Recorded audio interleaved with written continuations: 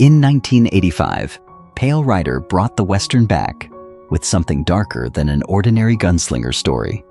Clint Eastwood's mysterious preacher seemed to ride out of prayer itself, protecting desperate miners while carrying secrets that the film never completely explained. Around him were frightened families, ruthless businessmen, aging gunmen, and ordinary people pushed beyond endurance. More than 40 years later, let's revisit 11 memorable performers and discover where their lives traveled after leaving Carbon Canyon. Clint Eastwood, born in 1930, was 54 during filming when he made the mysterious preacher feel less like a conventional gunslinger than a force of judgment arriving from nowhere. Directing himself, Eastwood gave the Western a spiritual, almost ghostly edge central to the film's identity. He later won Oscars for Unforgiven and $1 Million Baby and directed into his 90s. Now 96, he lives quietly, while reports of his retirement remain somewhat ambiguous.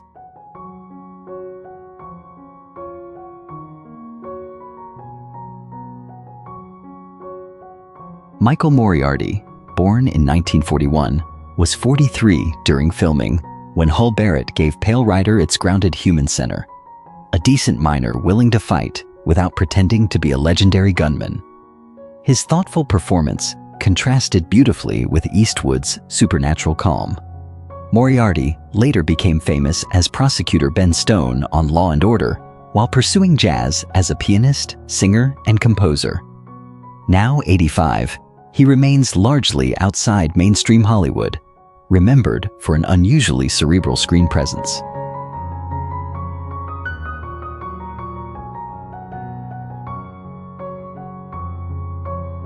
Carrie Snodgress, born in 1945, was about 39 during filming when she brought Sarah Wheeler frontier toughness, loneliness, and guarded affection. Her attraction to the preacher never erased Sarah's practical understanding that survival required stability, giving the romance unusual maturity. An Oscar nominee for Diary of a Mad Housewife, Snodgress later appeared in Blue Sky, Wild Things, and Iron-Jawed Angels. She died in 2004 at age 58 from heart failure while awaiting a liver transplant.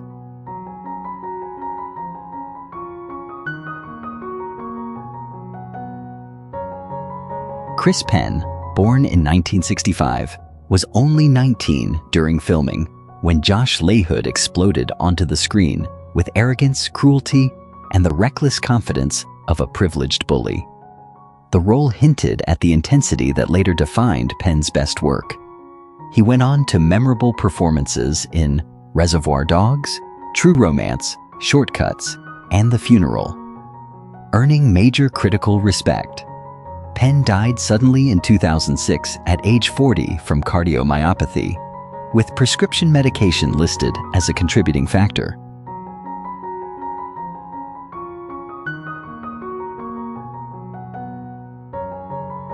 Richard Dysart, born in 1929, was 55 during filming when Coy LaHood became the polished face of greed, a wealthy mining boss who preferred intimidation and hired violence to dirtying his own hands.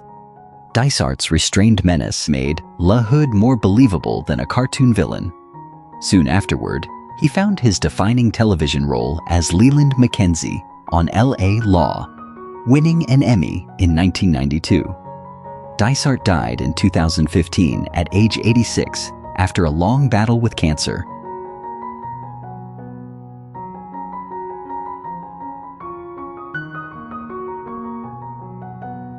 John Russell, born in 1921, was 63 during filming when Marshall Stockburn brought an older, colder danger to the story. His recognition of the preacher suggests a violent past the film never fully explains, turning their confrontation into its most haunting mystery. Russell was already a Western veteran, best known for television's lawman in films, including Rio Bravo. Pale Rider became one of his final major roles. He died from complications of emphysema in 1991 at age 70.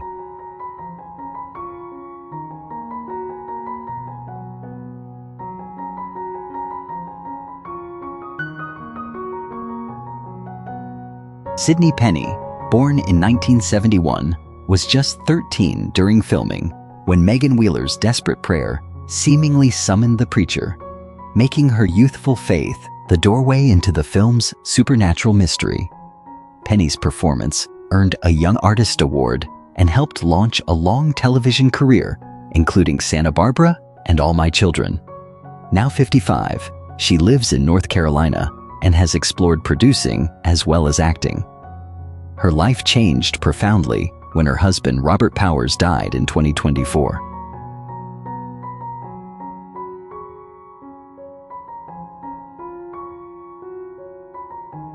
Richard Kiel, born in 1939, was 45 during filming, when his enormous frame made Club look almost unbeatable, until the preacher dismantled him with speed rather than brute force. Already internationally famous as Jaws in 2 James Bond films, Kiel knew how to turn physical size into memorable screen personality. He later appeared in Happy Gilmore and voiced a character in Tangled. Kiel died in 2014 at age 74. Records cited a possible heart attack along with coronary artery disease.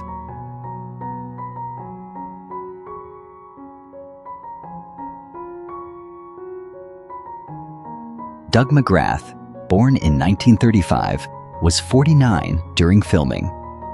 When Spider Conway represented an ordinary prospector pushed past fear by one precious strike of gold, his triumph ends brutally, making Spider's death the moment. LaHood's suppression becomes impossible to ignore. McGrath had already worked with Eastwood several times and was acclaimed in Canada for Going Down the Road. Now 91, he is retired from acting, with his final credited screen work coming in the 2011 sequel, Down the Road Again.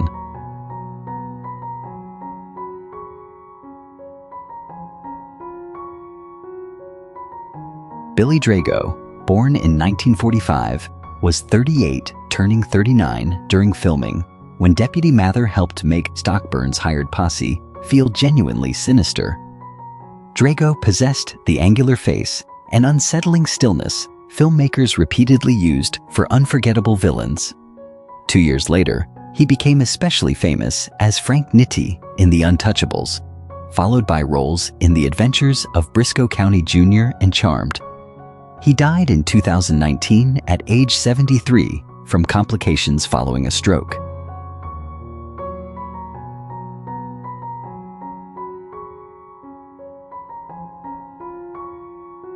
Thank you so much for watching. Pale Rider remains powerful because it leaves one question unanswered. Was the preacher simply a man seeking justice, or something that returned from beyond the grave? These 11 performers gave the film its faith, fear, greed, courage, and unforgettable Western atmosphere. 7 have since passed away, while Clint Eastwood, Michael Moriarty, Sidney Penny, and Doug McGrath remain with us. Which character or scene stayed with you the longest? Share your memories below.